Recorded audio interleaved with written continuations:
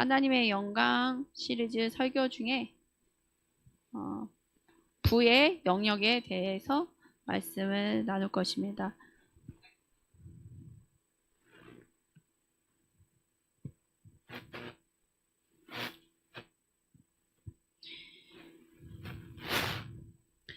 하나님의 영광 안에는 여러 가지가 있어요. 지유와 축사와 부, 하늘의 모든 것들이 다 있죠. 또 하나님의 모든 성품이 녹아져 있습니다. 그래서 이 하나님의 영광 가운데 우리가 들어가면 그것을 누릴 수 있고, 내가 구하지 않더라도 막 구하지 않아도 치유가 될 경우가 있어요. 영광은 어떻게 들어가죠? 여러분들? 100만 원 헌금 딱 해야지. 1000만 원 아니에요. 주님으로 참으로 신령과 진정으로 예배드릴 때 들어가는 거예요. 그래서 하나님의 영광 안에는 무한한 것들이 있는데 그 중에 하나가 부입니다. 그래서 천국에는 뭐가 있는지를 묵상하고 하나님의 어떤 성품과 어떤 분인지를 묵상하면 영광이 뭔지 알아요. 영광이 곧 하나님이라 했잖아요. 천국을 상상했을 때 말씀대로, 상상을 넘어서서 말씀대로 문은 진주문으로 되어 있대요. 진주 있죠. 우리가 생각하는 이렇게 조그만 진주가 아니에요. 큰 진주가 막 드드드드 이렇게 있고, 도로는 뭐죠? 황금이래요. 금도 아니에요. 14K도 아니고 18K도 아닌 황금. 거리에 흔한 흙 같은 게 황금이랍니다. 그래서 황금 포장된 거리를 걷게 되고, 셀 수 없는 수많은 맨션, 펜션이 아니라 맨션 아니죠. 저택들이 있습니다. 이 저택에 누가 살죠? 그 천국에 간 영혼들이 이 저택에서 산답니다. 그래서 그 저택의 모습도 다양하고 하죠. 하나님은 절대로 가난하시지 않으세요. 이거가 그냥 그렇지 생각하시면 안 돼요. 깊게 깨달았을 때 가난의 영이 끊겨요. 그게 왜 그러죠? 우리가 가난에 대한 가르침을 너무 많이 받았다는 거예요. 늘 얘기하죠? 세상에 있는 쥐 중에 식당에 있는 쥐도 날씬하지 않은데 길거리 쥐도 날씬하지 않아요. 교회에 있는 쥐가 최고 날씬해요. 먹을 게 없어서. 미국에 있는 농담이래요. 이 가난, 왜 내가 잘 생각해요. 내가 신앙생활 하면서 왜 가난이 미덕이라고 생각하고 뭐 가난할 수도 있지 이렇게 한 생각의 영역을 열어줬는지에 대해서 잘 묵상을 해보세요. 저도 이게 깨지는데 굉장히 걸렸어요. 왜냐면 제 주변에 있는 사역자분들이 다 막 가난하고 그게 사는 게 또 나쁘지 않았어요. 부를 추구하지 않은 게 괜찮아 보였다고요. 근데 이게 신앙생활 하면서 또 사역하면서 보니까 너무 잘못된 걸 속았다는 생각이 많이 들었어요. 어떤 응급상황에 수술을 해야 되는데 돈이 없어서 수술 못한 경우가 있는 거예요. 선교지에서. 현지인들. 그거 어떡할 거예요? 막 진짜 의료 시설이 없어도 기도는 당연히 해야죠. 낫게 해달라고 해야 되지만 이렇게 기도해서 안 될 경우 있잖아요. 그럼 어떻게 병원 가야죠. 그럼 어떻게 하실 거예요? 수술해야죠. 그럼 재정이 있어야 되잖아요. 막 그런 상황들이 많았어요. 그래서 제 안에 어떤 잘못 학습된 가난의 개념이 막 깨지기 시작하고 사역하면서 풀어지는 그 하나님이 모르는 사람들, 모르는 나라에서 오는 그 난민들을 향한 재정들이 풀어진 거 보고 은하정산 전화 눈이 얘기했다가 눈이 이따만해진 거예요. 어머, 이렇게 보내시는 분들이 누구누구 전보이한테 주세요가 아니에요. 그 난민들, 내가 모르는 그 난민들 도와주세요 하고 보내는 거예요.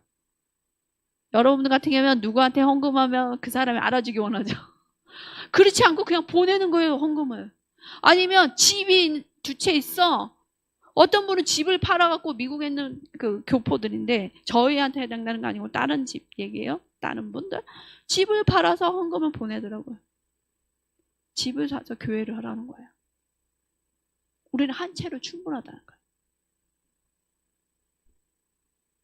그래서 굉장히 막 많은 것들이 깨졌어요. 그러니까 이루 말할 것들이 많이 깨졌어요. 여러분들이 다 깨지시길 바랍니다. 그래서 하나님은 아버지로서 절대로 가난하지 않으세요. 아버지가 가난하지 않았다면 부유하다 그러면 자녀도 부유한 거예요. 내가 생각이 안 바뀌어서 지금 가난뱅이 같은 생각으로 살고 있는 거죠. 자, 천국에는 경제 불황이 있을까요? 없어요. 불황이란 게 없어요. 이 세상은 있지만. 그래서 이런 부분을 많이 묵상해 하시기 바랍니다. 하나님은 학계서에서 이런 말씀하세요. 은도 내 것이요 금도 내 것이라. 주님께는 모든 게 주님 것이래요. 분명히 말씀이 계속 나왔는데 우리가 믿지 않아요. 하나님은 그분의 백성이 이 땅에 살고 있는 동안 그 사람의 부르심이 이루기 위해서 충만하게 능력을 주시고 필요들을 주시기 원한다는 거예요. 이거를 믿어졌을 때 여러분들이 감동받은 비전에 대해서 기도했을 때 프로비전이 온다고요. 프로비전이 뭐면 공급이에요. 영어로 얘기하니까 이게 뭔 소리죠? 비전, 하나님의 비전을 깨닫게 돼서 우리가 기도할 때 프로비전 공급이 온다고요. 근데 많은 사람들이 공급을 먼저 구해요. 뭐가 해결되면, 뭐가 되면 내가 하겠습니다. 이런 기도 늘 하시지 않으세요? 반대로 여태까지 기도해서 응답이 없었던 거야. 비전을 받고 순종했을 때 공급이 풀어집니다. 이거를 잘 묵상해 보세요. 내가 여태까지 반대로 기도했네. 아이고, 그래서 그 응답이 없었구나. 자, 천국에 갈 때 돈 가져가실 수 있으세요? 한 푼도 못 가져가요. 1원도 못 가져가요. 지금 그거 아셔야 돼요. 그곳에는 더 이상 돈이란 게 필요 없어요. 이 땅에서 우리가 부르심 받은 일을 하기 위해서는 근데 천국의 재정이 필요해요. 이 땅에서는. 천국에서는 재정이 필요 없어요. 뭐 길거리가 금인데. 그래서 천국의 재정이 필요한 거예요. 이 땅에 하나님의 뜻을 이루고 내 부르심을 이루게 해서. 그래서 기도해야 되는 거예요.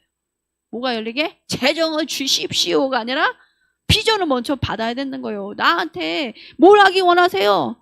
뭘 하나님 나라에서 뭘 하기 원하시냐고 여쭤봐야 되는 거예요. 그러면서 내가 뭘 해야 되죠? 주님? 여쭤봐야 되는 거야.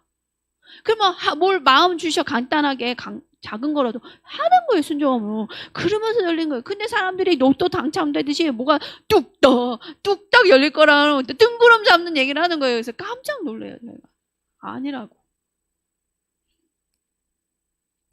돈은 올바른 사람한테 들어갈 때 강력한 무기가 돼요. 하나님의 무기. 칼이 마찬가지죠.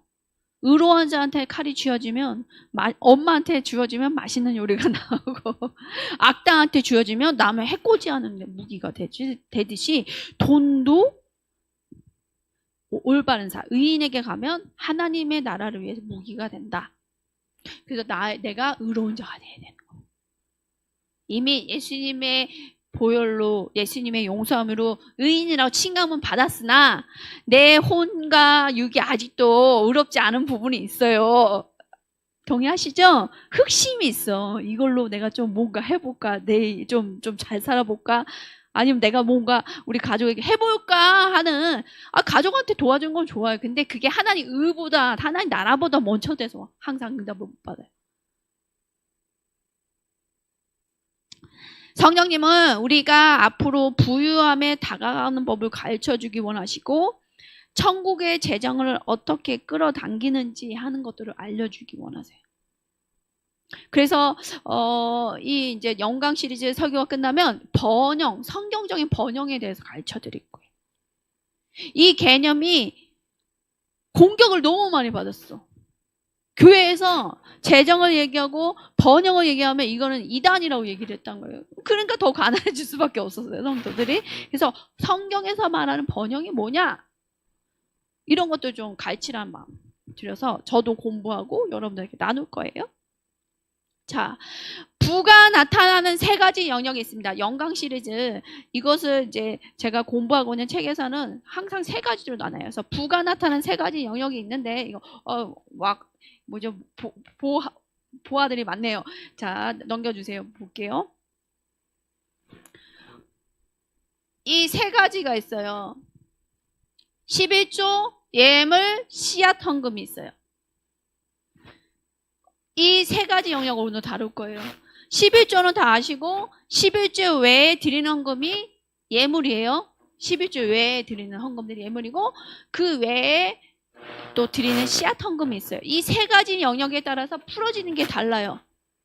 11조는 축복이 풀어지고 예물을 드렸을 때는 은총이 풀어져요. 그 다음에 씨앗을 드렸을 때는 증가가 있는 거예요. 근데 이 헌금에 따라 일어나는 하나님이 풀어주신 것들이 이해가 없기 때문에 우리가 여전히 어떤 11조 수준의 축복을 받고 있을 수 있어요.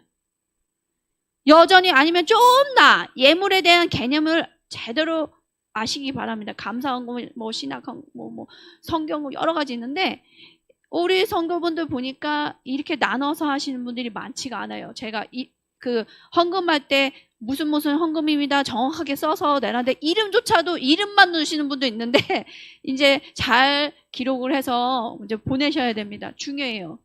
내가 어떤 목적으로 주님께 드리는지 11조인지 감사헌금인지 아니면 지정헌금인지 그 목적에 대해서 잘 쓰셨을 때 그것들이 굉장히 중요해요. 그 믿음의 표현이기 때문에 금액이 중요한 게 아닙니다. 그래서 예물은 은총이 풀어지고 씨앗 헌금은 내 삶의 증가가 풀어져요. 여러분들 이렇게 나눠서 헌금 잘 하고 계십니까? 배우시기 바랍니다. 자, 이제 이거에 대해서 자세히 이제 알려드릴 거예요. 잠언서 9장 말씀 읽어볼게요. 넘겨주세요. 같이 읽어보겠습니다. 시작. 내 재물과 내 소사물의 처음 익은 열매로 여호와를 공경하라. 그리하면 내 창고가 가득히 차고 내 포도즙 틀에서 새 포도즙이 넘치리라. 첫 열매에 대해서 나눠요. 자, 이렇게 주님께 우리의 재물과 소사물 처음 열매를 여호와를 위해서 드렸을 때 우리에게 있는 허락된 창고에 새 포도즙, 주님의 축복이 넘친다고 나와 있어요. 저는 이 첫 열매를 받아봤던 감격의 순간이 있었어요. 저희 친구가 미국에서 첫 사역을 나간 거예요. 첫 사역. 첫 전도사 사역이에요. 사역자로서 처음 나갔는데 한 우리나라 돈으로 그 당시 한 200만 원 돈 사례비를 받는 거예요.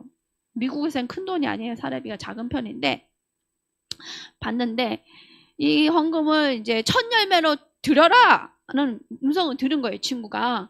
그래서 그러면 하나님 교회에 첫 열매로 다 드릴까요? 다 드리는 거거든요, 온 땅. 그랬더니 아니다. 너의 친구 보이한테 줘라. 그러시더래요. 그래서 그러니까 이게 왜 그러면 사례비를 다 저한테 줘버리면 부모님한테 용돈을 더 많이 용돈을 보내주셔야 되잖아요. 부모님이. 유학생활 중이니까.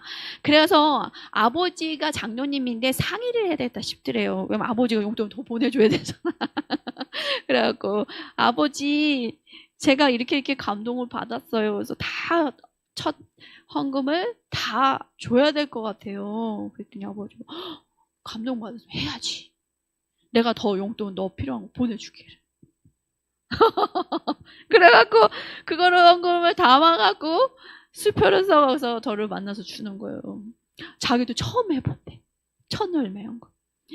제가 최고 학비 다 못 갚아갖고 막 힘들 때 최고 힘들 때 받는데 눈물이 그렇게 나는 거예요. 그냥 돈이 넘쳐서 막 주는 게 아니잖아요. 자기가 한 달 내내 첫 전도사로 다 한 달 동안 막 얼마나 떨림으로 사역을 했겠어요? 했는데 그거를 하나님 교회 본교회 안 하고 준다는데 너무 눈물이 나더라고요. 그래서 하나님이 이러셨어요. 하나님 왜 자꾸만 이렇게 주의 종들한테 헌금 받게 하시죠? 제가 미국에서 공부할 때 성도분들이 주는 헌금보다 사역자들이 그렇게 헌금을 줬어요. 근데 주님이 나는 너를 기억한다 그러시더라고요. 너 뭘 기억하시죠? 그랬더니 너가 한국에서 직장 생활할 때 11조와 예물을 드리고 여러 헌금을 드리고 나서 따로 별개로 주의 종 5명을 제가 따로 헌금을 했어요. 후원을.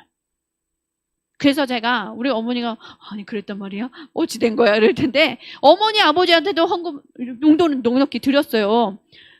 이 주의 종 5명을 섬기라 그러시더라고요. 많은 돈은 아니에요. 그래도 제가 옷 사입고 할 수 있는 돈들을 아끼고 매달 5명을 섬겼는데, 따로 몇 년 섬겼죠. 한 4년? 얼마 길지도 않아요. 3년. 그 이후에 이제 제가 저기를 떠났으니까 공부를 하러. 근데 이러더라고요. 너가 주의 종들한테 신경 먹기 때문에 내가 기억해서 주의 종들을 통해서 너가 축복을 받는 거다. 그래서 그렇게 주변에 있는 사역자분들이 첫 사례비를 받거나 아니면 특별 헌금 누가 줬대. 그러면 갖고 오셔. 그렇게 전화가 와. 잠깐 보지? 막 이러셔요. 그래서 만나면, 아유, 복덩이야, 복덩이. 막 이러면서 왜 그러니? 아유, 이렇게 주라는 거 보니까 많이 심었나 봐. 에? 그래서 제가 사역자분들한테 헌금을 많이 받고, 또 우리 사랑하는 은하 선교사님, 아주 특별한 하나님이 그 장학금들을 주게 하셨어요. 우리 은하 선교사님한테. 큰 장학금이, 작은 장학금이 아니에요. 여러분들 생각하는 금액이 아니에요. 그런 장학금은 받을 때 저한테 그렇게 축복을 해주더라고요. 나눴어요. 근데 받을 때는 좋았어요. 재정을.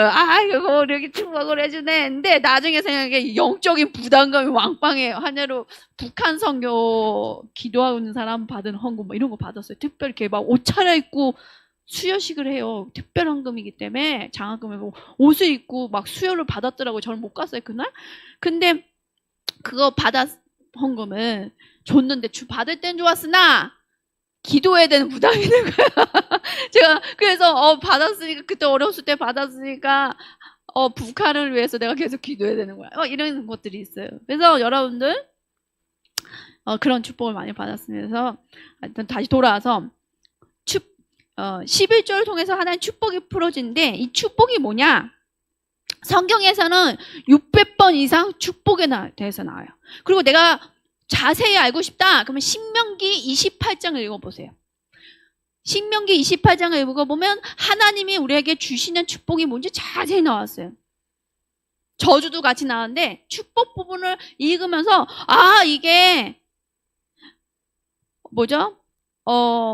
성경에만 있는 게 아니라 나에게 주셨구나 하는 믿음으로 선포하셔야 돼. 근데 선포만 하면 안 돼요. 조건이 있어요. 말씀대로 사는 거죠. 그랬을 때 축복이 풀어져요. 무조건 축복을 주십시오가 기도가 아니라 먼저 하나님 말씀대로 살아야 된다. 그리고 그랬을 때 하나님의 축복이 풀어진다. 그래서 성경에서는 그만큼 하나님 마음은 뭐가 있다? 자녀에게 축복하고 싶은 마음인 거예요. 600번은 엄청 많이 나온 거 아니에요? 하나님은 여러분에게 정말 복 주시기 원한다. 아버지로. 예수님의 보혈의 제사를 통해 여러분과 맺으신 언약은 축복의 언약이에요. 예수님이 죽으심으로 새 언약 가운데 들어갔잖아요. 그거는 누구도 깰 수 없는 언약이에요.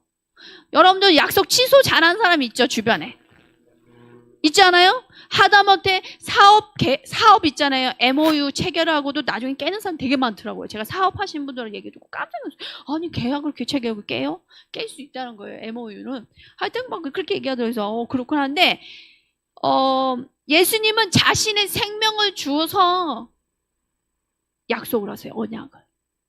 그러면 여러분들 내 목숨을 내놓고 너랑 계약하게 해서 써본 적 있어요? 친구랑? 어떤 사람하고? 없죠? 오로지 주님만 자신의 목숨을 걸고 여러분하고 언약을 맺었어요. 하나님의 자녀 되는 거. 그 다음에 천국 갈 수 있는 영원한 생명을 주셨어요. 그러면 언약을 맺어서 여러분들이 하나님의 자녀가 되는 권세를 받은 거예요. 이해 가세요? 하나님 딸이라고요. 그 아버지하고 아들이 된 거예요. 하나님과. 자녀 관계가 된 거예요. 가족이 된 거예요. 그럼 아버지 유업이 곧 누구 유업이다? 내 유업. 그럼 아버지가 주시는 축복이 누구 유업이다? 이웃집 사촌? 내 거예요, 내 거. 그러니까 성경 말씀에 어떤 축복인지 읽고 묵상하고 선포하시라고요. 그래서 이 언약은 예수님의 맺으신 언약은 축복의 언약이다. 누구 학대하고 너가 꼭 이거 해야지, 이거 줄 거야 하는 언약이 아니에요. 축복의 언약입니다. 예수님이 이 새 언약은 너무 놀라워요. 근데 원수, 사단은요, 여러분의 가게의 세대와 세대 대대로 내려오는 속박, 저주. 왜 속박과 저주가 있죠? 예수님 믿었으면 괜찮죠. 안 믿었기 때문에 우리 조상들이 대대로 세대간에 내려오는 어떤 사단이 주고자 하는 속박과 저주를 연결하고자 해요. 질병, 가난, 가정이 깨지고 여러 가지. 아니면 똑똑한데 어떤 내 창의성이 드러나지 못하게 하고 이런 거. 그래서 이런 거를 묻고자 하는데 예수님의 보혈은 이 세대 간의 저주와 속박을 깨트리십니다. 그래서 뭐와 연결해 주신다? 세대, 우리 가게에 내려오는 저주와 질병, 속박의 거를 끊으시고, 예수님이 죽으시고 보혈로 끊으시고 하나님 아버지로부터 내려오는 축복으로 연결해 주시는 게 언약이에요. 그 문을 여셨어요, 여러분한테. 아이고 언제 열리나, 아이고 와와와와 방언기도 하고 금식도 필요하지만 깨져야 되니까 이미 예수님 믿음으로 끊어졌어요. 근데 이게 이제 회개 작업이 좀 필요한 거죠. 이해가시죠? 회개의 중요성에 대해서 정말 깨달으셔야 돼요. 여러분들 뼈저리 느끼셔야 돼요. 뼈가 떨릴 정도로 아이고 치를 떨으셔야 돼. 죄에 대해서. 그래서 슬퍼할 게 없다는 거예요. 우리 집에 이런 죄를 범하고 이런 대대로 있네. 우리 집은 어떻게 주님 이런 집에 태어나게 하셨어요? 제가 옛날에 그랬거든요. 이 축복의 개념이 없으니까 계속 불평이 나오고 아빠, 어머니보다는 저 아빠에 대해서 불평 많이 했거든요. 어떻게 태어나니 이런 집에 태어나갖고 또 아버지는 왜 서자로 태어나갖고 그냥 내 안에 서자의 DNA가 있는 거예요. 예수님 믿었음에도 불구하고 여전히 나는 꺼다놓은 보릿자루 같은 게 있는 거예요. 이게 무슨 얘기인지 아셔야 돼. 나는 누구누구의 아버지 자녀이기도 하지만 하나님 아버지 자녀예요. 그러면서 이 축복의 개념이 풀렸어요, 제가. 자, 그래서 여러분들은 이제 축복 안에서, 하나님의 아버지의 축복 안에서 살기로 선택을 해야 돼요. 그럼 선택하지, 이렇게 생각하거든요. 이걸 조금 구체적으로 알려드릴게요. 매일 선택해야 됩니다. 뭐를? 저주가 아니라 하나님 아버지의 축복을 선택하는 거예요. 이거가 뭔지를 아셔야 돼요. 신명기 30장 19절에 내가 오늘 하늘과 땅을 불러 너에게 증거를 삼노라. 내가 생명과 사망과 복과 저주를 내 앞에 두었은즉 너와 내 자손이 살기를 위하여 생명을 선택하라. 신명기 28장에 나왔어요. 선택을 하래요. 하나님이 주노라 이렇게 안 돼 있어요. 놀랍지 않아요? 너 앞에 생명과 사망과 복과 저주를 너 앞에 두었으니 너가 선택하라는 거예요. 이스라엘 민족이 서 있는데 다 부르더니 하나님이 두 개의 산 앞에 서더니 선택하라는 거예요. 생명의 산, 축복의 산이 있고 사망과 저주가 오는 산 앞에서 이스라엘 너의 나의 자손들아, 백성들아 선택해 하는 거예요. 어떻게 선택하죠? 쭈시 없어서 이걸로 되는 것 같아요? 그러니까 응답 못 받는 거예요. 전제 조건이 있어요. 하나님의 율법과 말씀에 순종하여 살아라. 그게 선택이에요.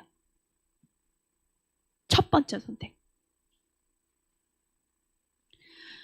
자, 이 축복의 11조를 통해서 이 축복이 풀어진다 했는데, 아버지의 축복이 풀어진다는데 말씀을 좀 비교해 보기 원해요. 넘겨주세요. 말라기의 12조가 있거든요.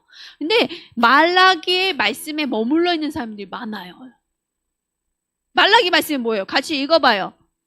자, 시작. 사람이 어찌 하나님 것을 도둑질하겠느냐? 그러나 너희는 나의 것을 도둑질하고도 말하기를 우리가 어떻게 주의 것을 도둑질하였나이까 하는도다.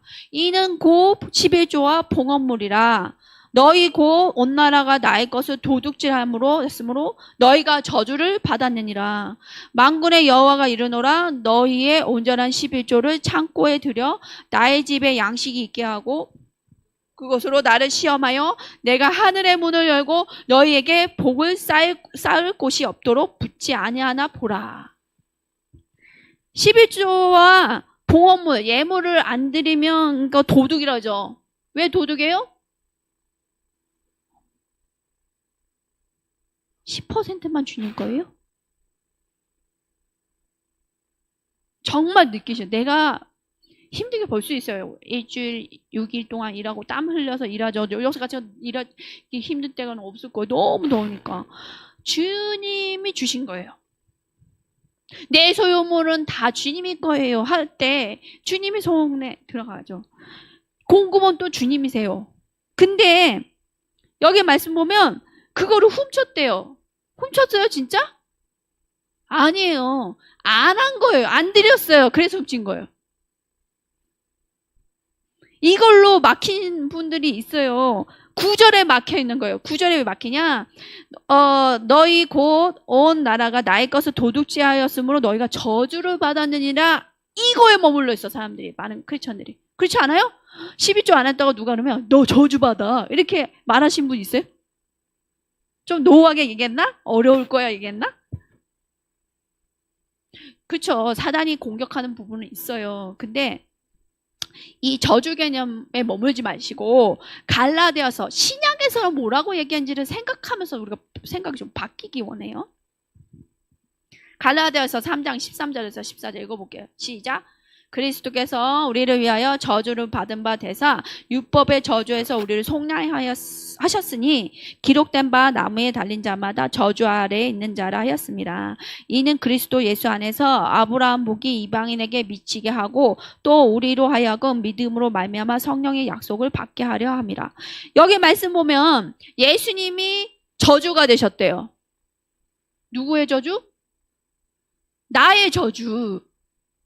우리 가족의 저주가 되신 거예요. 예수님이 그냥 저주 덩어리예요. 죄송해요. 다 온 열방의 죄와 저주를 옹빵 대신 거예요. 그냥. 그러면 저주받는 자는 어디에 걸려야 되냐? 말씀대로 율법에 의하면, 모세 율법에 의하면 나무에 십자가에 죽어야 되는 거예요. 이게 유대인들한테 걸림돌이야. 아니 하나님의 아들이 어떻게 저주가 돼서 십자가에 죽어? 예수님이 죽으실 때 그냥 죽이지 않았어요.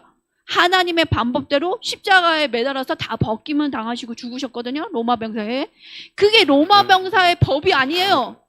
이미 율법에 이게 기록이 돼 있었던 거예요. 그러니까 하나님의 섭리 가운데 예수님은 어디에서 죽을 수밖에 없었다? 십자가에서 나무에 매달려서 죽으셔야 되는 거예요. 왜? 나의 저주 때문에. 우리 가족의 저주 때문에, 열방의 저주 때문에 죽으셨어야 되는 거예요. 사람들은 자꾸만 착각해요. 로마가 그 당시에 갖고 있었던 최고 나쁜 형벌이 십자가형이기 때문에 예수님이 십자가에서 돌아가신 거라고. 맞는 얘기기도 하는데 아니에요. 이미 율법에 기록이 돼 있어요. 왜 율법에 기록했을까요? 하나님이 계획이 있으신 거죠. 율법에 율법을 통해서 미리 토라와 모세를 통해서 말씀해 놓으시고 이들의 제약이 너무 창궐하니 저주 아래 있겠구나. 그러면 이 저주를 처리해야 되겠구나. 나의 자녀들이 더 이상 저주에 있으면 안 돼. 내가 그래서 십자가에 나의 아들을 보내서 죽게 해야 되겠구나. 온전한 저주로 죽게 해야 되겠구나. 놀랍지 않아요? 다 계획하신 거야 하나님이. 그래서 저주가 이미 예수님 믿음으로 끊긴 거예요. 근데 이거를 잘 생각해 보세요. 말라기 3장과 갈라디아 3장 말씀을 잘 이해를 해보세요. 11조를 통해서 하나님 은혜를 주세요. 그쵸? 근데 이게 어떤 저주를 받지 않게 해서 덜덜덜덜 떨리는 어떤 압박감 때문에 드리는 게 아니라고 하는 거예요. 저주는 어떻게 됐다? 이미 예수님이 처리하셨죠. 이미 저주는 십자가에서 끊어졌고 우리가 새 언약 아래에 있는 거예요. 저주 아래에 있는 게 아니에요. 근데 여러분들 보면 때때로 얘기하거나 말한 거 보면 깜짝 놀래요. 완전히 저주에 눌려있는 사람대로 말을 해요. 여러분들 말하는 거 들어보면 저도 그럴 수 있어요. 잘 생각해보세요. 깜빡깜빡 하지 마시고 말하는 게 하나님의 새 언약과 축복의 아래 가운데 말한 게 아니라 여전히 죄와 사망과 사단의 일하는 것들을 눌려있는 상처받은 사람의 모습으로 말해요. 말씀을 잘 잘 묵상해 보세요. 내가 저주 아래 있지 않습니다. 해보세요. 나는 저주 아래 있지 않습니다. 죄 아래 있지 않습니다. 예수님이 십자가에서 이미 저주를 가져가셨습니다. 나는 주님의 보혈과 은혜와 축복 아래 있습니다. 축복 아래 있는 사람이 맨날 없다고, 나는 아닌가 봐, 없어, 이런 말이 나올까요? 더 이상 결핍과 저주의 두려움이 없다는 얘기예요. 그러기 때문에 이게 감사해서 주님께 11조를 드리는 거예요. 내가 저주받을까봐, 뭐 뺏길까봐, 공격받을까봐가 아니에요. 도리어 이 주님께 11조를 드림으로 내가 재정에 대해서 생각했던 모든 두려움의 영과 맺었던 언약이 깨지는 거예요. 11조를 통해서. 아니 의외로 전도를 하다 보면 이 얘기 많이 하더라고요. 교회는 가면 좋긴 한데요, 11조를 해야 되잖아요. 그게 싫어요 그러시더라고요. 아, 물질에 묶여 있구나.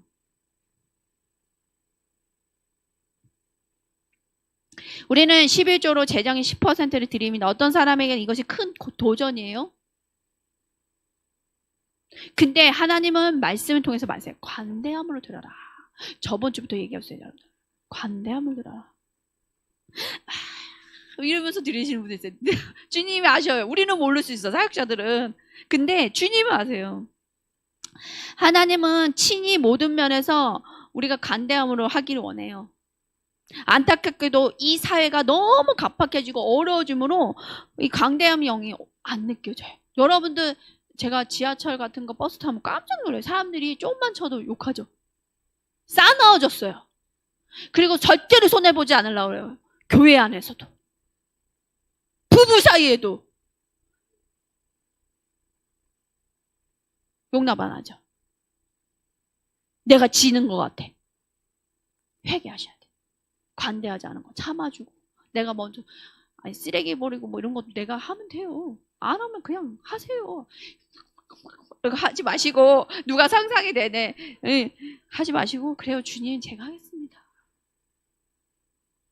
별다른 거 하는 것 같지도 않아. 핸드폰 보고 있는 것 같아. TV 보고 있는데 좀 치워달라는데 안 해주잖아요. 그죠? 부부 사이 그런 뭐 있는지 모르겠어요. 그것 때문에 많이 싸우시더만요.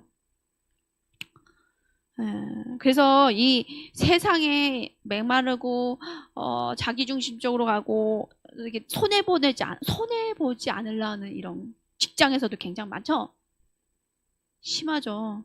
근데 내 마음이 같이 그렇게 되면 안 된다는 거예요. 마지막 때 증상이에요, 그거는.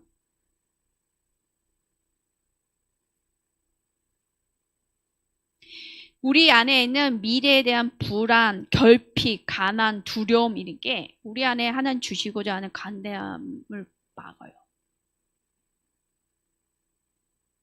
가족 사이에서도 계산하죠. 머리 툭탁툭탁 돌리지 않아요?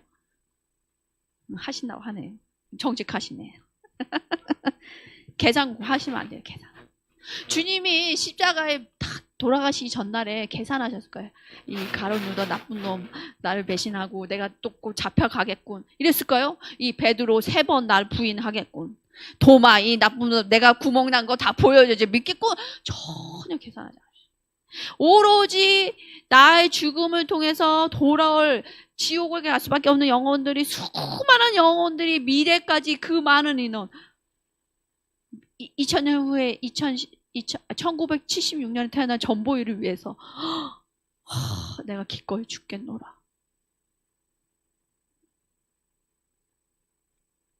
놀라운? 여러분들의 이렇게 섞여 있는 생각들을 빼세요. 오로지 예수님은 딱 몰입됐었어요. 초집중, 초몰입. 하나님의 일, 하나님의 뜻, 또 우리를 향한 사랑. 여러분도 가족도 대하면서도, 이웃 사람도 대하면서도 이 사랑으로 생각하지 않고 나한테 뭐가 더 이득이 될까, 내가 뭐 더 손해가 안 볼까, 더 뺏기지 않을까 생각하지 않으세요? 옛날식으로는 주판이 쭉쭉쭉쭉쭉 주판 알이 올라갔다 내려갔다 계산하죠. 자, 11조는 믿음의 선언입니다. 하나님을 찬양하고 이렇게 선포하는 거예요. 따라 보세요. 하나님은 여호와 이레 하나님이십니다. 선포라니까요. 그래서 더우세요? 다시. 하나님은 여호와 이레 하나님이십니다. 하나님은 나의 공급자이십니다. 나의 재정이 나를 다스리게 하지 않을 것입니다. 내가 나의 재정을 다스릴 것입니다.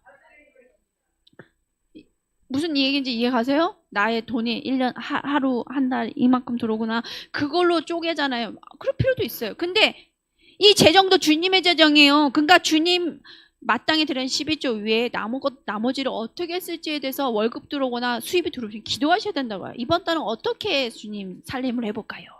주님의 나라를 위해서 어떻게 해볼까요? 이래야 되는데, 그래, 이번 달 이만큼 교회 11조, 이만큼 감사헌금 됐지. 끝이요. 아니면 보이 은하선 교수님 고생하니까 이 정도 뭐 좀 해드릴까? 이거를 넘어서서 여쭤보라고요. 수입이 들어오면. 하나님 이번 달은 어떻게 주님을 위해서 이거를 잔치를 벌어볼까요? 이렇게 여쭤보시라고요. 그러면 어떤 거 감동 주세요. 그럼 그대로 하세요.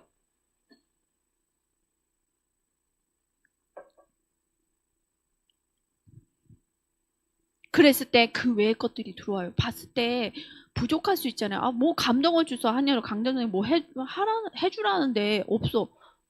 감동 받았는데 내 재정상에는 이 부족할 거잖아요. 그럼 어떻게 돼요? 아예 다음 달이야? 이거요? 뭐 하셔야 돼?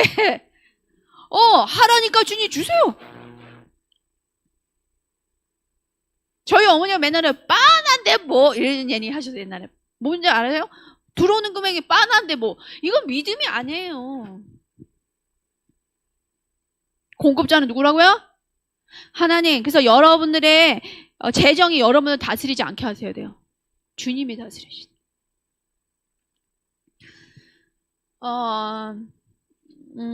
하나님 축복 안에서 걸어가기 시작한 방법은 타인에게 축복이 되어야 돼요.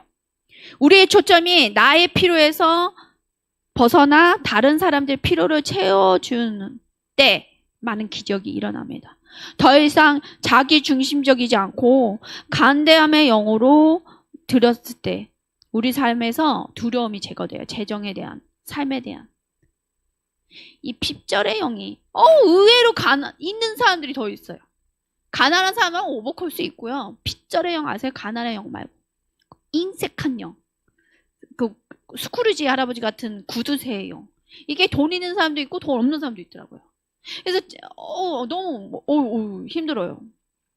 자식들이 많이 안 좋게 돼요.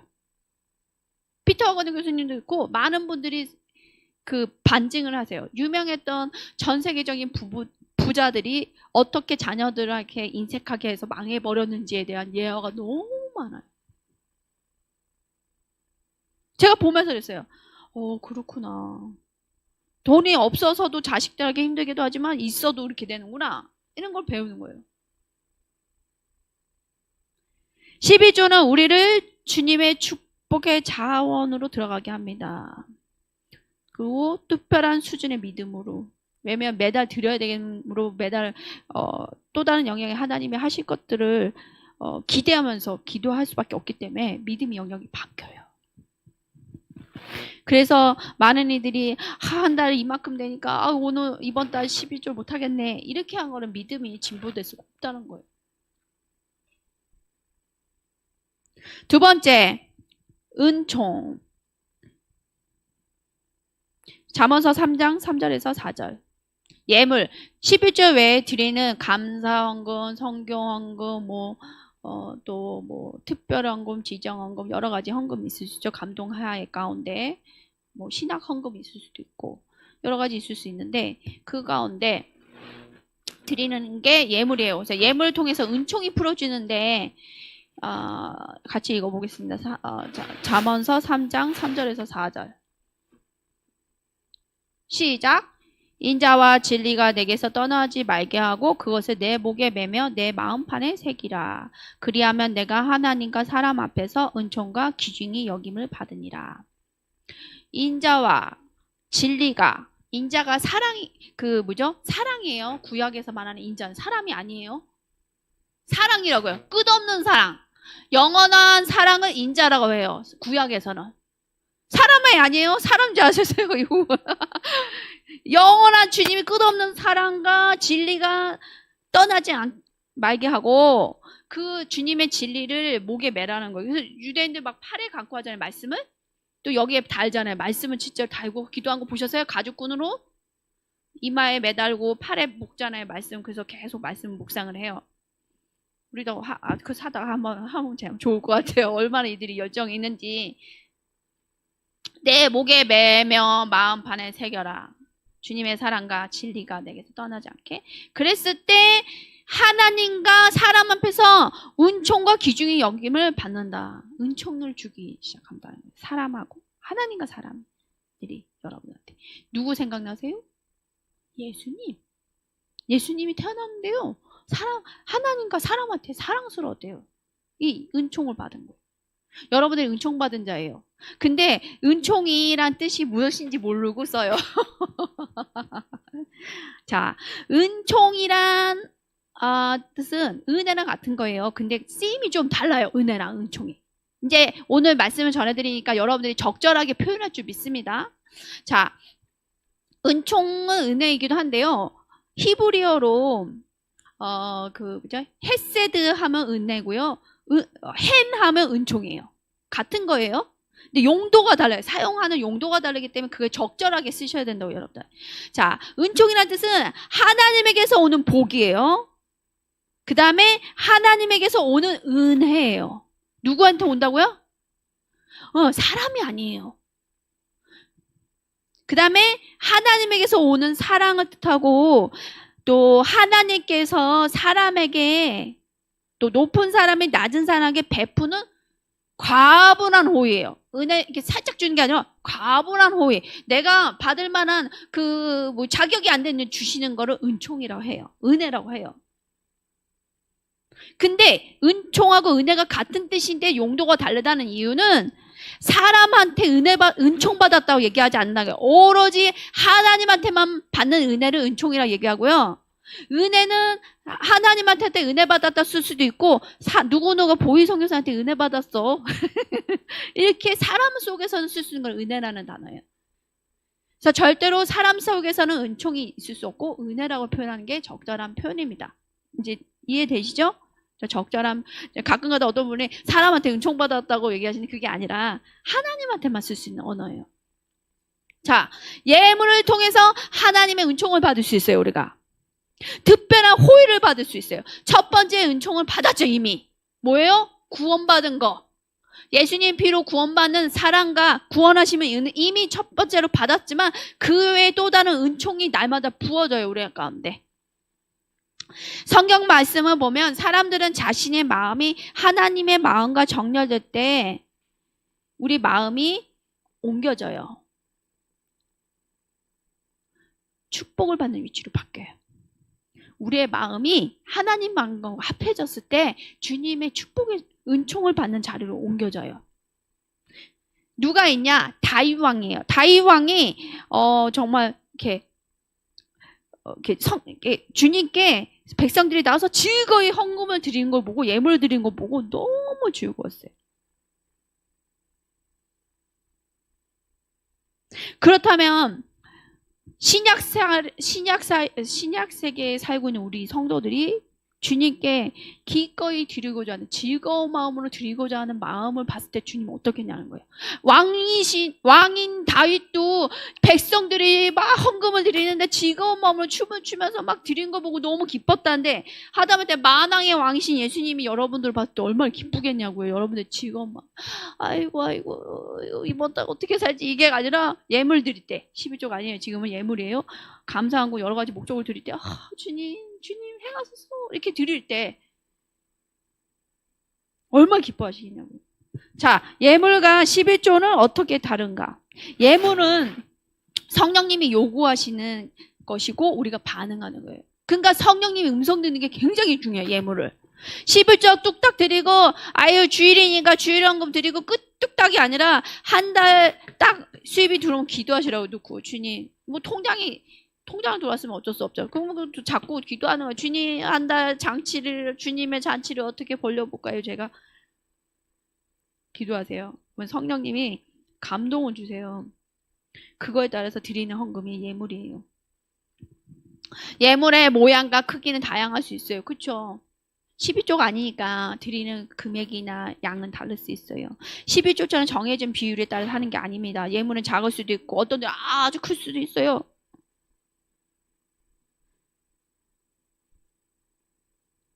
성령님이 우리 기도에 답하셔서 예물의 양을 정해주시는 것입니다. 우리는 어떻게 기도할 수 있을까요? 하나님, 이 사람, 어떤 사람, 아니 어떤 이 장소, 어떤 상황에 얼마를 드리기 원하시죠? 어떤 누가 이런 상황이 있다는데 이게 내가 해야 될 부분인가 여쭤보는 거예요. 교회에 이런 일이 있대. 기도해보는 거예요. 얼마를 드려야 될까요? 말씀하세요. 그게 예물이에요. 그리고 내면에서 명확히 말씀하시는 주님의 고요하고 세밀한 음성을 듣기 위해서 기다려야 됩니다. 안 기다리죠? 뚝딱뚝딱 연탄 찍듯이 찍고 싶으시죠? 안 돼요. 음성을 들어요. 기다려보시고. 그렇게 드리는 예물을 통해서 하나님의 은총과 연결이 된다.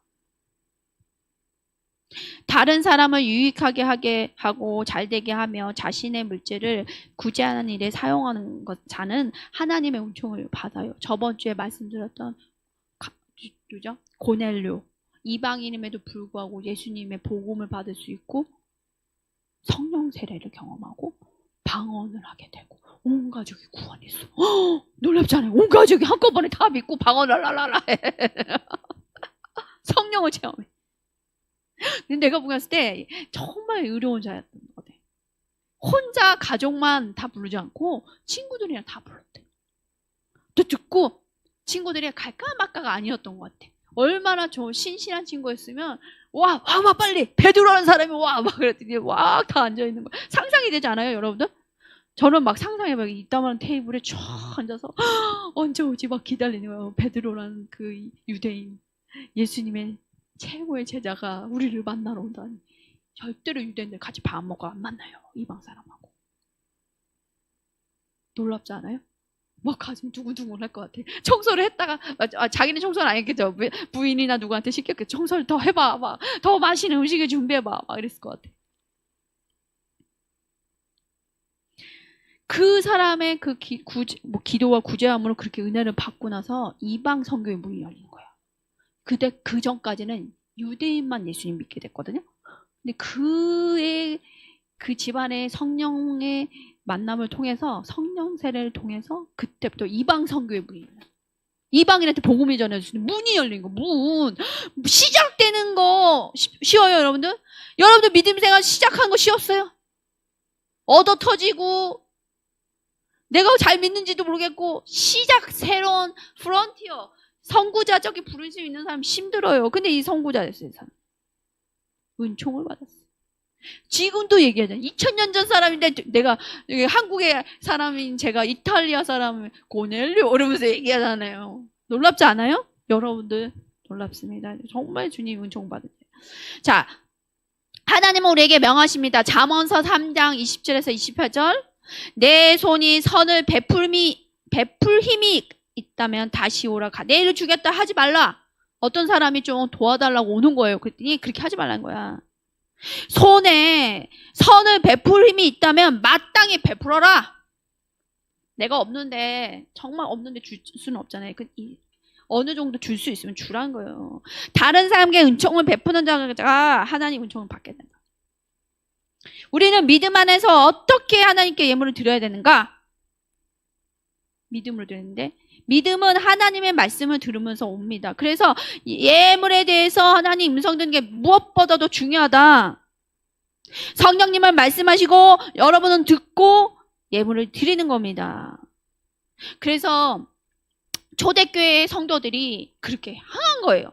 사도행전 4장 말씀 볼게요. 사도행전 4장 32절에서 35절 같이 읽어보겠습니다. 믿는 무리가 한 마음과 한 뜻이 되어 모든 물건은 서로 통용하고 자기 재물은 조금이라도 자기 것이라 하는 이가 하나도 없더라. 사도들이 큰 건능으로 주 예수의 부활을 증언하니 무리가 큰 은혜를 받아 그 중에 가난한 사람이 없으니 이는 밭과 집 있는 자는 팔아 그 판 것의 값을 가져다가 사도의 발 앞에 두매 그들이 각 사람의 필요를 따라 나누어 줌이라. 많은 이단이 이거를 이용해서 많은 사람들을 어렵게 했어요. 지금도 그렇게 묶여있는 분들이 많아요. 이 말씀을 듣고 우리가 다 팔아야 돼. 모모 집사님, 누구님, 장로님 다 팔고 갖고 오세요, 교회. 그러고 나서 공동체 생활하는 거예요. 이때랑 좀 달라요, 지금 세대는. 초대교회는 성도들이 정말 성령 충만한 상태고 한 마음과 한 뜻, 주님의 뜻, 주님의 마음과 주님의 뜻에 완전 정렬된 상태예요. 무리가 된 거예요. 여전히 세상에서는 예수님 믿는 사람들 핍박을 받는 상황 가운데 성령 충만한 상태에서 주님의 감동을 받아 바른 거예요. 이단교회에 들어가서 그렇게 물건 팔았던 분들은 정말 고생하고 있어요, 나이 들어서. 직접 들었어요, 가까운 사람들한테. 어떻게 생각하나. 70이 넘어서도 뭐 8시부터 9시까지인가 이래야 된대. 모든 재산 다 드렸대. 너무 아이디어한 정말 주님이 원하시는 모습일 수 있어요, 이게. 근데 이걸 오용했다고요, 이단들이. 그래서 사도들이 주님의 말씀을 전하는데 큰 권능이, 그냥 작은 권능이 아니라 큰 권능이 있어서 예수님은 증언하니 많은 사람들이 막 믿게 되는, 약간 마지막 때는 이런 일들이 공동체 가운데 일어날 수 있다고 믿어요, 저는. 그렇게 만들어가고 있어요. 우리 안에 어떤 잘못된 것들을 제거하면서 교회들이 더 깨끗해지고 사역자들이 깨끗해지면서 마지막 때는 이런 모습으로 갈 수는 있으나 이런 모습으로 살고 있는 공동체는 아직 제가 못 본 것 같아요. 단기적인 거는 가능해요. 단기적인 뭐 어떤 훈련센터에서 이거는 될 수 있으나 아직 보지 못했더라. 근데 성경에는 그런 일이 있었더라 예요. 근데 앞으로 하나님이 이런 모습을 주기 원하신다. 우리 교회와 모든 열방 교회 가운데. 근데 이들이 가난한 사람이 없었어요. 왜냐? 자신이 갖고 있는 것도 다 팔아서 이 사도들한테 하나님 나라를 위해서 드린 거예요. 그리고 각 사람의 필요대로 그 사람들이 나눠준 게 아니라 사도들이 받아서 나눠준 거예요. 개념이 달라요. 근데 이걸 오용한 거예요. 이단 교회들이. 그래서 목사님들이 다 갖고 오라고. 내가 하겠다고. 아니에요. 지금 얼마나 그런 문제들이 있는지 사업하면서도 그렇고. 모든 성도가 한마음 한뜻이 되었고 주님께 성령님께 구체적 지시를 받았기 때문에 팔았어요. 집을 팔고 땅을 팔 수 있었던 거예요. 근데 이단의 특징이 성령님 음성이 아니고 속이는 거예요. 조종해요. 그러기 때문에 팔아야 되나 보다 해서 팔아서 들어오는 거죠. 공동체에. 잠 못 들은 거예요. 그분들이 음성을. 근데 이 시대 때에도 그렇게 팔게 할 때가 있어요. 제가 했잖아요. 집 두 채 있는 부부가 있었다고. 아이는 없었어요. 근데 기도하는데 너의 집을 하나 팔아서 선교제 교회를 세우라 해서 파신 헌금을 보내신 분이 있다고요. 그런 시기에는 있을 수 있어요. 그리고 제가 어떤 많은 간증들도 특별한 어떤 사역자들한테는 다 소유물을 팔아라. 나눠줘라 해서 떠나신 분들이 몇 분 되세요. 저 개인적으로도 많이 들었어요. 근데 그런 경우는 있는데 결국은 사단이 아니 어떤 사역자가 조종하기 위해서 했던 음성이 아니라는 거예요. 공통점은. 이해가시죠? 그래서 여러분들이 감동받으면 파셔도 된다고. 드셔도 돼요. 교회 하시고 어디 하셔도 돼요. 근데 내가 정말 그 음성이 성령님부터 왔냐? 나로부터 나올 수 있어요. 음성이. 이런 것도 나의 의 있죠. 내가 뭔가 지키고자 하는 거, 내가 나의 의로부터 나와서 이걸 팔아서 내가 뭘 해보겠다.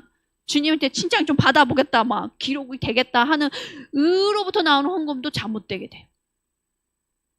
잘 음성은 들으시라고요. 성령의 음성은. 듣고 하시지 마시고 컨펌을 받아야 돼요. 확인 작업.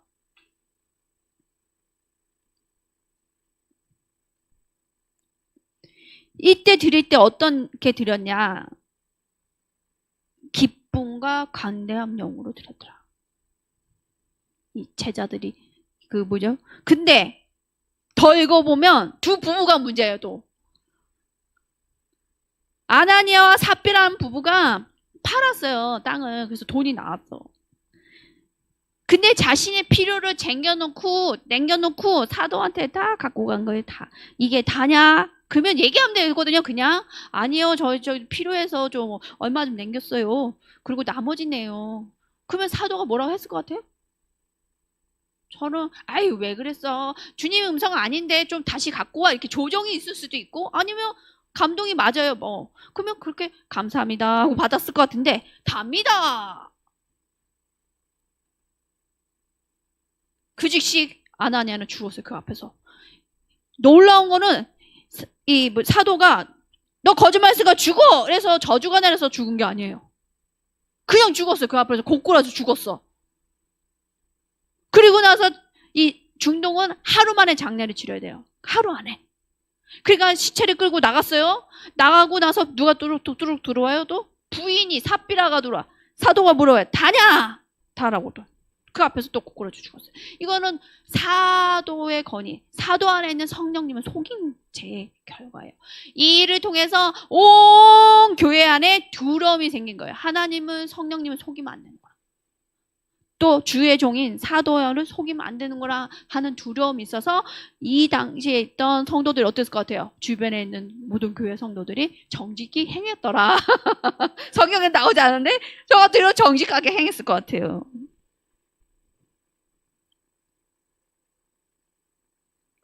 이들은 은총을 받을 기회를 자신이 죽음을 당하게 하는, 성령을 무시하는 큰 죄를 범하게 됐어요. 그러니까 사도가 죽인 것도 아니에요. 자신의 죄 때문에 어려움을 겪고 죽게 된 거죠.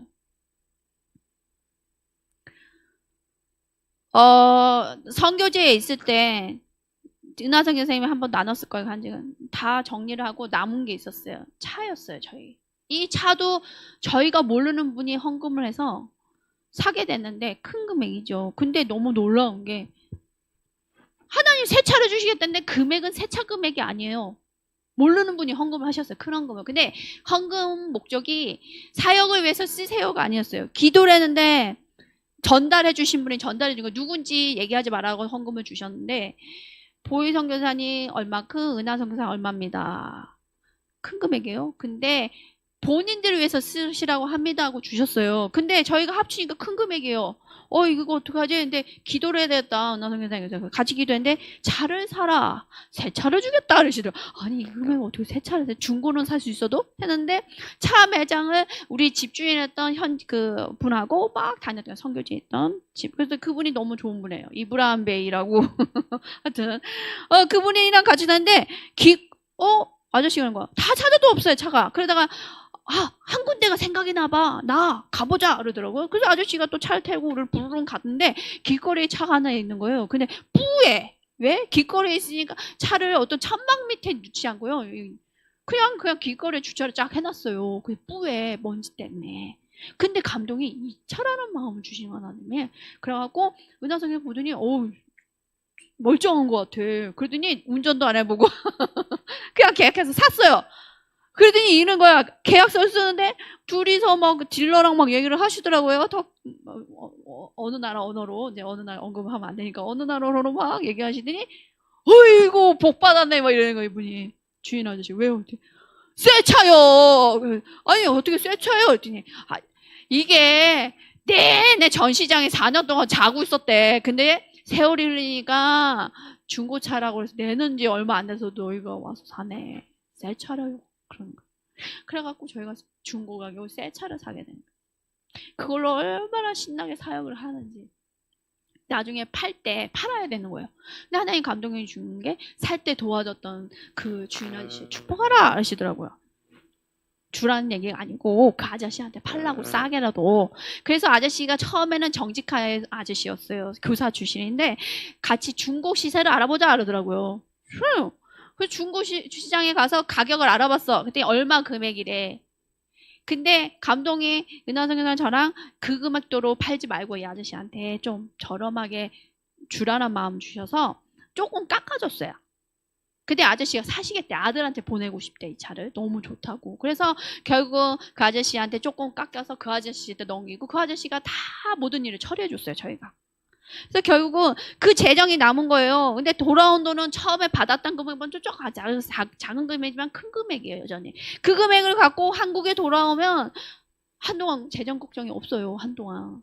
그래서 갈등한 거예요. 이 돈으로 들어가서 한국에서 조금 우리가 좀 재정에 어려움이 없이 지낼까? 근데 은하성이 기도해보자. 계속 맨날 며칠 기도를 하는데 감동이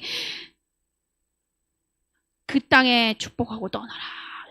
그래서 비행기만 딱 끊어놓고 돌아가는 비행기값 빼야죠. 그 다음에 한국 와서 써야 될 어떤 조금 돈이에요. 남기고 이제 이 재정을 어떤 선교사님이나 어떤 사람들한테 나눠줬어요. 그 다음에 우리가 섬겼던 난민들한테 이렇게 하고. 그리고 나서 이제 됐습니다. 주님 다 드렸습니다. 하고 하려는데 또 말씀하셔. 은하성 교사님이 캐나다산 좋은 기타가 있었어요. 그래서 내내 그 나라에서 예배를 드렸는데 좋은 기타예요. 하나님이 이것도 줘라. 가져가지 마. 그러는 거야.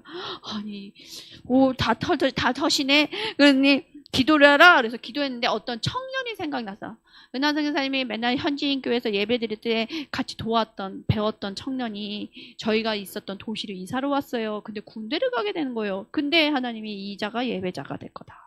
그래서 예배자로 훈련 받는 중이더라고. 옮긴 교회에서. 그래서 그 형제한테 열심히 뽕뽕이로 싸갖고 막 완전 포장을 해갖고 군대 가기 며칠 전에 도착하게 보내줬어요. 그래서 결국은 그 형제가 그걸로 예배를 드린다. 그 땅에서 0.1%가 믿는 땅에서. 놀랍지 않아요? 그랬더니 그런 여러 것들을 통해서 하나님이 우리가 돌아왔을 때 가난뱅이를 이렇게 하셨을까요? 아니요. 축복을 많이 주셨어요. 다시 이제 돌아와서 이제 얘기를 하는데, 세 번째, 씨앗 헌금이라는 게 있어요. 씨앗 헌금은 증가를 줘요, 증가. 이 씨앗을 심지 않았기 때문에 여러분들의 초자연적인 증가가 없는 거예요. 고린도후서 9장 10절에서 11절. 심는 자에게는 씨와 먹을 양식을 주시니가 너희 심을 것을 주사 풍성하게 하시고 너희 의의 열매를 더하게 하시리니 너희가 모든 일에 넉넉하게 너그럽게 연보를 함은 연보 헌금이에요. 그들이 우리로 말미암아 하나님께 감사하게 하는 것이라. 연보 헌금을 하는데 넉넉하게 드린다는 거예요. 하나님이 심는 자에게 씨와 먹을 양식을 주는 거예요. 딸랑 씨만 주시지 않고 딸랑 먹을 것만 주시지 않고 심는 자 우리에게 하나님이 씨와 먹을 양식을 주신다는 거예요. 그래서 심을 것을 주사 풍성하게 하신다. 의의 열매를 더하게 하신다는 거예요. 하나님은 농부세요. 가수원직이세요. 그래서 대충 열겠지가 아니라 기대함으로 늘 심으세요. 우리한테도 심으세요. 영적으로. 그러니까 우리가 농부인 아버지, 가수원직인 아버지를 본받아 열심히 씨를 뿌려야 됩니다. 축복과 은총이 열리고 나면 기하급수적인 증가의 차원으로 들어가게 되는데 이것은 씨앗 헌금으로 열립니다. 씨앗은 늘 추수를 위해서 뿌립니다. 그쵸? 추수. 고린도후서 9장 10절에 각각 그 마음에 정한 대로 할 것이라. 인색함이나 억지로 할지 말지니 하나님은 즐겨내는 자를 사랑하시니라. 관대함으로 하라는 거예요. 그러므로 씨앗은 우리의 갈망, 우리가 드리고자 하는 마음으로 결정한 것에 따라 정해지는 거예요. 성령님 음성이 아니에요. 이게 달라요. 예물하고. 예물은 성령님의 음성에 따라서 금액이 정해지고 누구한테 하라고 한다면 씨앗 헌금은 해도 되고 안 해도 되는 거예요. 내가 드리고자 하는 갈망 가운데 심는 거예요. 이 달라요. 그래서 씨앗 헌금 하시는 훈련을 좀 되셔야 됩니다, 여러분들. 주의 종들을 5명은 섬기라는 헌금이 씨앗 헌금이었어요. 하나님은 기본적으로 제가 섬기던 교회에서 12조와 여러 헌금과 또 제가 담당했던 중고등부를 위해서 헌금 재정을 많이 쓰고 있었어요. 이미. 아이들 사역하면 계속 뭘 사줘야 돼요. 피자나 뭐나. 그럼 맨날 그것도 헌금이죠. 그런 식으로 재정이 이미 나간 상태에서 내 마음에 동기가 있는 거예요. 하나님, 주의 종들이 가난하지 않고 사역하게 해주세요. 아이들 뭐 먹고 싶을 때 사줄 수 있고 자신의 가정도 어렵지 않게 해주세요. 그래서 제가 헌금을 합니다. 그래서 5명한테 매달 헌금을 보냈다니까요. 그랬더니 제가 미국에서 그 학생들 사역하는 이 대학생들이요. 그렇게 헌금을 하고요. 그렇게 밥 사먹을 돈도 없을 때도 있잖아요. 밥을 사줘요. 눈물이 나요. 간사님, 오늘 제가 레슨에서 아르바이트 해가지고 돈을 받았어요. 맛있는 거 사드릴게요. 맛있는 게 뭐예요? 핫도그, 피자 이런 거죠. 조금 더 나오면 쌀국수. 여러분들 쌀국수 무시하면 안 돼요. 유학생한테는 쌀국수도 외식 음식이에요. 우리 김준희 선생님 아시죠? 유학생들 얼마나 그게 나가서 먹는 게 특별한 음식인지. 저는 1년 넘게 그 음식 먹고 지냈어요. 제가 얘기했죠.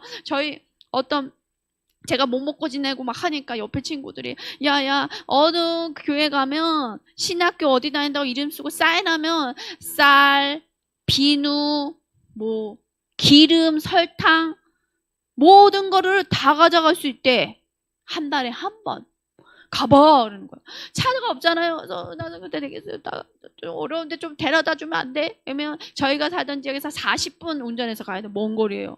그래서 물어서 갔어요. 어떤 창고가 있어. 그랬더니 가서 교회 지키시는 집사님한테 저희 신학생인데 여기 있다는데 맞아요? 맞대. 창고 문을 열어줘. 무슨 종이 A4 한 장 줘. 이름하고 어느 신학교고 전화번호만 쓰래. 그래서 썼어요. 갔더니 쌀, 뭐 비누, 설탕, 기름, 뭐 통조림 음식, 휴지, 생필품 다 있어요. 원칙은 한 가지씩만 가져갈 수 있어요. 내가 원한다고 2개 가져가면 안 돼요. 쌀 10kg짜리. 다 한 개씩 다 챙기면요. 한 달 그래도 중요한 것들이 다 채워져요. 1년 동안 그거 갖다 먹었거든요. 갖다 썼어요. 그래서 저는 하면서 누가 이걸 했지? 은하성 교사는 저를 데리고 오는 이제 도와주는 너무 신기한 거. 누가 했지? 참 좋은 아이디어다. 나도 이거 나중에 하고 싶다. 푸드뱅크 같은 거잖아요. 나중에 알고 봤더니 저희 친했던 남자 전도사님이 어머니한테 매달 받는 그 학비와 이런 걸 결혼해서 아이들이 있음에도 불구하고 절약해서 그걸 하고 있었다. 아무도 얘기 안 해주고 무명으로 자기 교회도 아니에요 그게. 어떤 교회를 뚫어갖고 그걸 만들어 놓은 거예요. 자, 그분이 이제 한번 어떻게 연결이 돼갖고 한번 한국 오시겠다는데 하와이에서 목회 시작하셨대요. 하와이로 오라 그러는데 제가 하와이를 갈까 그 본부로. 정말 은혜를 많이 받았어요. 그분은 천국을 알았던 거예요. 천국의 것도 나눠 먹어야 되는구나. 자, 다시 돌아와서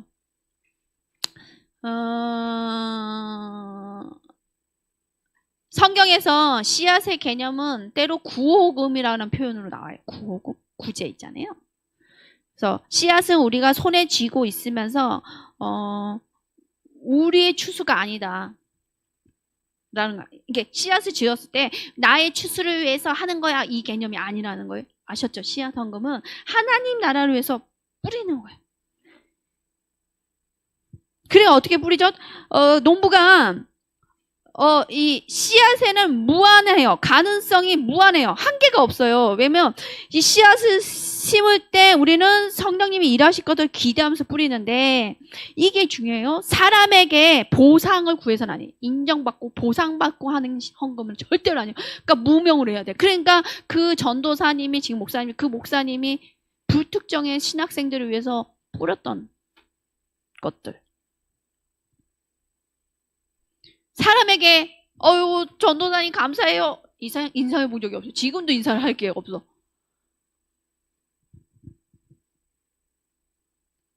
사람으로부터 절대로 인정받고 보상을 구해서는 안 됩니다.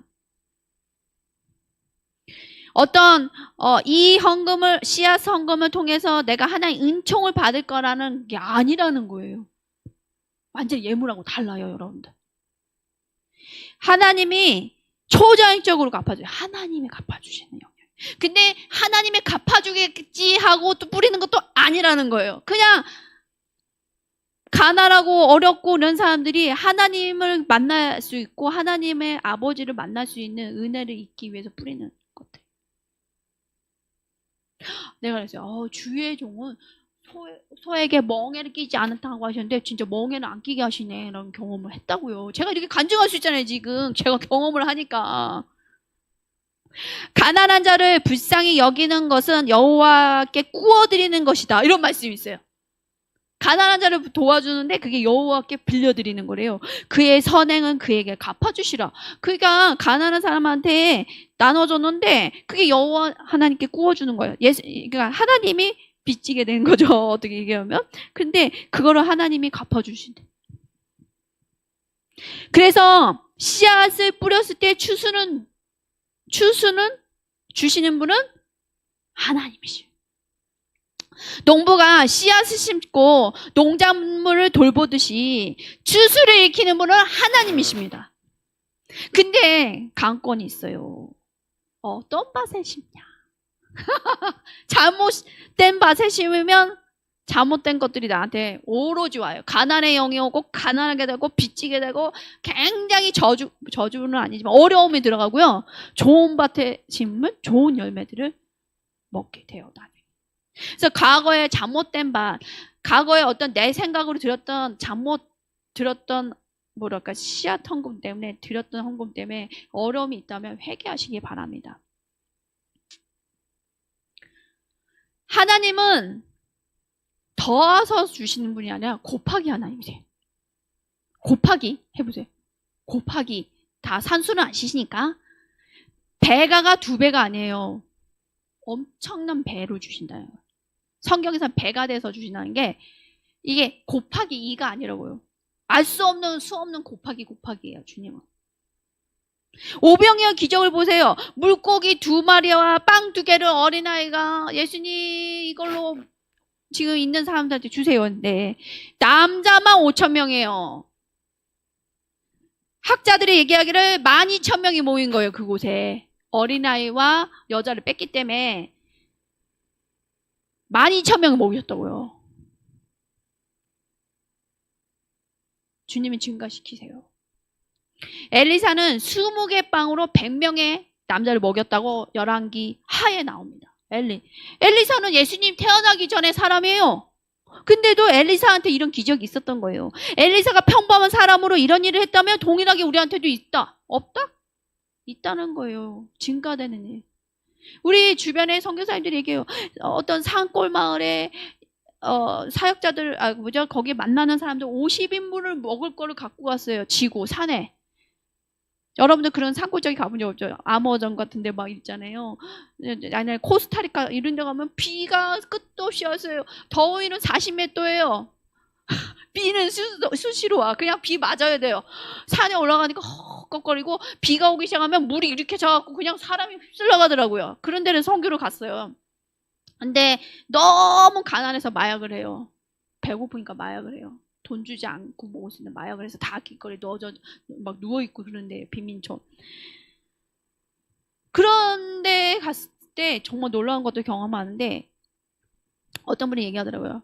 그런 데를 산골짜기에 가서 50인분 먹을 거를 지고 올라갔다는 거예요. 근데 200명인 것 같아요. 배부르게. 상상이 되세요? 지금도 오병의 기적이 있다는 거예요. 모든 농부는 씨앗을 많이 심을수록 많은 증가가 있다는 거 알아요. 씨앗 뿌릴 때 농사 지어보면 알아요. 아유 오늘 고추 좀 자라게 해서 아유 고추 100개 나무 열리겠지 해서 100개 심는 게 아니에요. 100그루의 콩나무가 자라겠지 해서 100개 심으면 절대로 농사 100개 안 나와요. 농사 지어보면 알아요. 많이 심어야지 그 중에 자라는 것들이 있는 거예요. 농사 지어보면 확실히 압니다 이거. 그래서 농부는 씨앗을 뿌릴 때 넉넉하게 뿌려요. 좋은 밭에. 주님 말씀하신 밭에 넉넉히 뿌리고 어떤 밭에 농사가 잘 안 되면 어떤 밭에는 또 잘 되는 게 있어요. 그래서 넉넉하게 뿌리는 거예요. 심다라는 동사는요. 씨앗이 자라도록 흙 뿌려서 심는다는 뜻이에요. 무언가를 움직이게 한다는 뜻이 있어요. 재밌지 않아요? 심는다는 뜻이 무언가를 움직이게 한다. 뭐가 움직이겠죠? 우리가 심으면? 성령님이 움직이겠죠. 천사들이 움직이겠죠. 그래서 증가가 있는 거예요. 그래서 좋은 밭에 넉넉하게 뿌린다. 앞으로 추수를 계획할 때 농부는 반드시 충분하고도 남는 씨앗을 심어야 된다. 그래서 씨앗을 폭넓게 골고루 뿌릴 수 있는 간대함이 있어야 된다. 우리 안에. 마지막 말씀을 보고 우리 기도하기 원해요. 잠언서 13장, 제가 다 좋아하는 말씀이에요. 잠언서 말씀이랑 이사야서 말씀, 이거 우리가 계속 기도해야 될 부분이에요. 이제 곧 통일이 될 것이고, 또 통일을 통해서 우리가 열방 선교를 다 남북한이 하나 돼서 나갈 텐데 정말 하나님 재정을 풀어주실 거예요. 같이 읽어볼게요. 죄인의 재물은 의인을 위하여 쌓이니라. 뭔 소리요? 누구한테 주려고? 재물이 죄인한테 막 쌓인대요. 근데 누구를 위해서 있다고요? 의인을 위해서. 주님의 나라를 구하는 자를 위해서 죄인이 재물이 쌓인대요. 이것을 뺏어주세요, 주님이. 하나님이 이제 그들의 재물을 의로운 자들, 하나님 뜻을 구하는 자들에게 재정을 주실 거라는 거예요. 그냥 주실까요? 준비된 자에게, 기도하는 자에게, 순종하는 자에게 주신다. 기도할 게 너무 많아요. 여러분이 그런 수를 준비돼야 돼요. 통로가 돼야 돼요. 많은 이들이 다 몰라고 해서 못 받아요. 통로예요, 통로. 축복의 통로, 영광의 통로, 물질의 통로, 하나님 나라의 통로. 이사야서 45장 3절. 이제 읽어볼게요. 내게 흑암 중에 보화와 은밀한 곳에 숨은 재물을 주어 내 이름을 부르는 자가 나 여호와 이스라엘 하나님인 줄 내가 알게 하리라. 흑암 중에 보화가 있다는 거예요. 무슨 얘기예요? 일반 사람들이 볼 수 없는 영역에 보화들, 하나님의 보화들이 숨겨져 있다는 거예요. 바닷속에 뭐가 있는지 알 수가 없어요. 땅 속에 뭐가 있는지 알 수가 없어요. 주님만 아시죠? 주님이 만드셨으니까.